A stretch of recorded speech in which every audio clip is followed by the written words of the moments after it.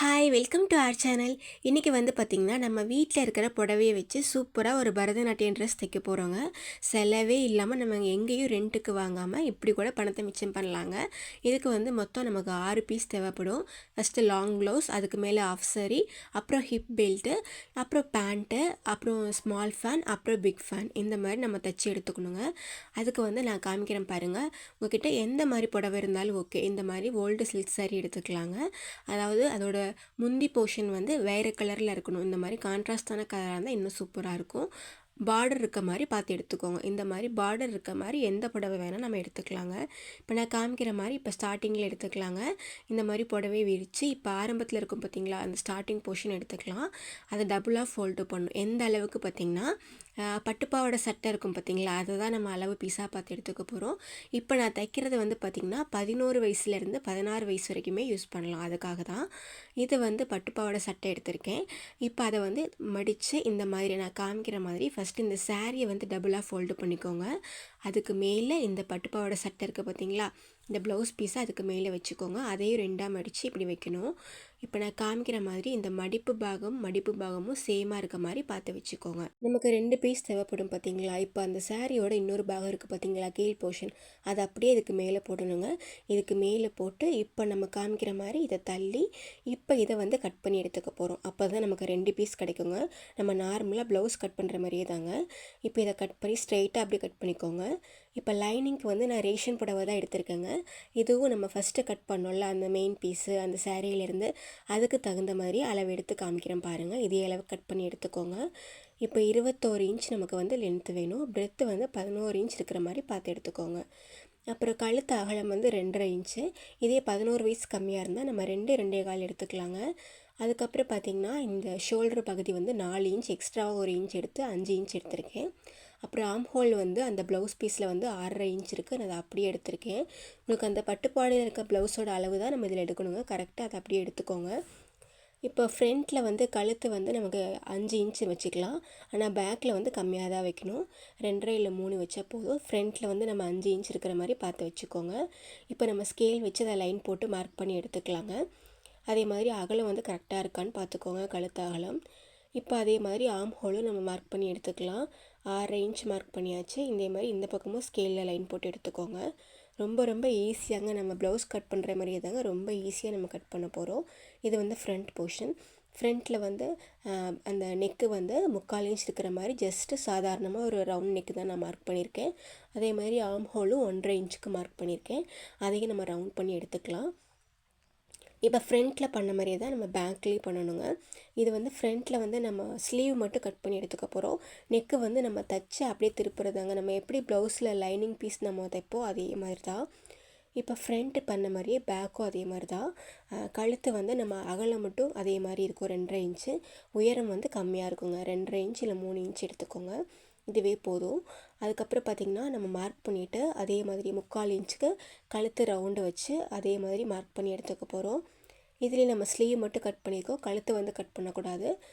Lining பீஸ்க்கு மேலே main cloth வச்சு நம்ம அதை தைச்சி அதுக்கப்புறம் தான் கட் பண்ணி எடுத்துக்கணுங்க. இப்போ பாருங்கள், கழுத்து நான் சொன்ன மாதிரியே ரவுண்ட் நெக் மார்க் பண்ணிவிட்டேன். இப்போ ஸ்லீவ் மட்டும்தான் நம்ம கட் பண்ணியிருக்கோம். இதுக்கு மேலே மெயின் ஃபேப்ரிக் வச்சு அதுக்கப்புறம் தான் நம்ம தைச்சி அதுக்கப்புறம் கட் பண்ணி எடுத்துக்க போகிறோம். ரொம்ப ரொம்ப ஈஸியாக நம்ம தைக்கலாங்க. இப்போ நம்ம ஃப்ரண்ட் போர்ஷன் பாருங்கள், காமிக்கிறேன். இப்போ நம்ம ஒரு பக்கம் மார்க் பண்ணியிருக்கோம், இன்னொரு பக்கம் மார்க் பண்ணுறதுக்கு இதை அப்படியே ஃபோல்டு பண்ணி ஜஸ்ட் நீங்கள் ப்ரெஸ் பண்ணிங்கன்னா போதும். இது வந்து பார்த்திங்கன்னா இப்போ தெரியாதவங்களுக்காக நான் டீட்டெயிலாக ஃபுல்லாக கிளியராக சொல்லியிருக்கேங்க. ஏற்கனவே நீங்கள் ப்ளவுஸ் எல்லாம் நல்லா தைச்சிருந்தீங்கன்னா நீங்கள் அதை ஸ்கிப் பண்ணிவிட்டு போயிடலாம். நார்மலாக தைக்கிற ப்ளவுஸ் மாதிரி தான், கொஞ்சம் லென்த்தாக லாங் ப்ளவுஸாக நம்ம அதை தைக்கிறோம். ஏன்னா நம்ம பரதநாட்டியம் டான்ஸ் பிள்ளைங்க ஆடும்போது கையெல்லாம் தூக்கும்போது அந்த ஹிப் போர்ஷன்லாம் தெரியாமல் இருக்கணும். அதனால நம்ம ப்ளவுஸாக தைக்காமல் கொஞ்சம் லென்த்தாக லாங் ப்ளவுஸாக நம்ம அதை தைக்கிறோம், அவ்வளோதாங்க. இது மற்றபடி ரொம்ப ரொம்ப ஈஸி தான். நம்ம பட்டுப்பாவாடை சட்டை தைக்கிற மாதிரியே தான், அதே மாதிரி தான் தைக்கணும். 2 பீஸை கட் பண்ணி எடுத்துக்கலாம். இப்போ அதுக்கு அடியில் லைனிங் இருக்குது பாருங்கள். இப்போ இந்த லைனிங் பீஸ் தூக்கி மேலே வச்சுக்கலாம். அதாவது அந்த சாரியோட நல்ல பீஸ்க்கு மேலே அந்த லைனிங் பீஸ் வைக்கணும்.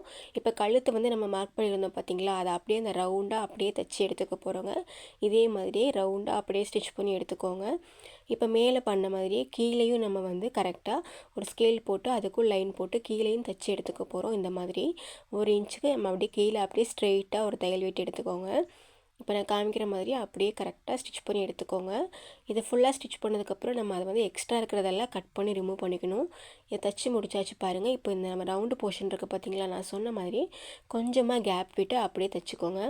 அந்த தையல் விட்டுருக்கோம்ல, அதுலேருந்து கொஞ்சம் கேப் விட்டு தைக்கணுங்க. அந்த ஸ்டிச் பண்ணதில் கட் கொடுத்துடாதீங்க. இப்போ அந்த ஒவ்வொரு பக்கமும் இந்த மாதிரி கட் கொடுத்துக்கோங்க. அந்த எட்ஜஸ்லாம் சின்னதாக கட் கொடுத்துக்கலாம். இது எக்ஸ்ட்ரா இருக்கிற இந்த பீசஸ் எல்லாம் நம்ம கட் பண்ணி ரிமூவ் பண்ணிக்கலாங்க. அதே மாதிரி கீழேயுமே கட் பண்ணி ரிமூவ் பண்ணிக்கோங்க. இது ஃபுல்லாக கட் பண்ணதுக்கப்புறம் நமக்கு வந்து இப்போ அது திருப்பறதுக்கு ரொம்ப ரொம்ப ஈஸியாக இருக்குங்க. இப்போ நம்ம கட் கொடுத்தாச்சு. இப்போ பாருங்கள், ஜஸ்ட் இந்த மாதிரி உள்ளே விட்டு இப்போ நல்ல சைடு வெளியே திருப்பி எடுத்துடலாம். ரொம்ப ஈஸியாக நம்ம திருப்பியாச்சுங்க. இதுக்கப்புறம் ஃபுல்லாக திருப்பினதுக்கப்புறம் இந்த மாதிரி கரெக்டாக எடுத்து விட்டுக்கோங்க. எடுத்து விட்டுட்டு இந்த படிமான தையல் போட்டுடலாம். கீழேயும் அதே மாதிரி அந்த நெக்லேயும் கரெக்டாக ஸ்டிச் பண்ணி எடுத்துக்கலாங்க. ரொம்ப ஈஸியாக தைச்சிடலாம்.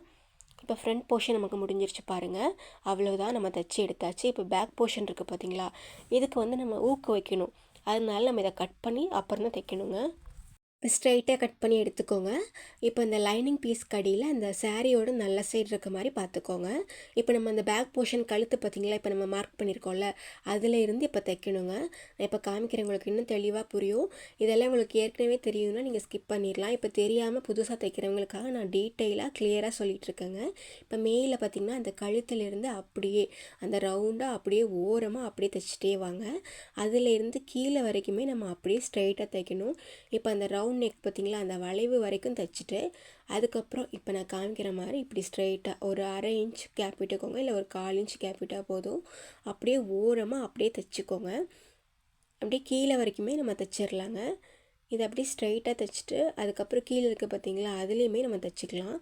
அந்த பிசுரெல்லாம் வெளியே தெரியாமல் இருக்குங்க. நம்ம ஈஸியாக இப்படி கட் பண்ணி ஸ்டிச் பண்ணிட்டோம்னா ரொம்ப நீட்டாக இருக்கும் வெளியே பார்க்குறக்கு. இப்போ இது ஃபுல்லாக நம்ம தைச்சதுக்கப்புறம் இப்போ இந்த கழுத்து இருக்குது பார்த்திங்களா, அந்த ரவுண்ட் நெக்கு அதை கட் பண்ணிக்கலாம். கொஞ்சம் கேப் விட்டு கட் பண்ணிக்கோங்க. இப்போ அதுக்கெல்லாம் இப்போ நான் காமிக்கிற மாதிரி ஜஸ்ட்டு சின்ன சின்ன கட் கொடுத்துக்கலாம். இப்படி கட் கொடுத்ததுக்கப்புறம் நமக்கு திருப்பறக்கு ஈஸியாக இருக்கும். அந்த எட்ஜஸ்லாம் கரெக்டாக வருங்க. இப்போ 2 பக்கமும் நம்ம கரெக்டாக எடுத்தாச்சு பாருங்கள். இப்போ வந்து நம்ம காமிக்கிற மாதிரி ஓரமாக அப்படியே படிமான தையல் போட்டுடலாங்க.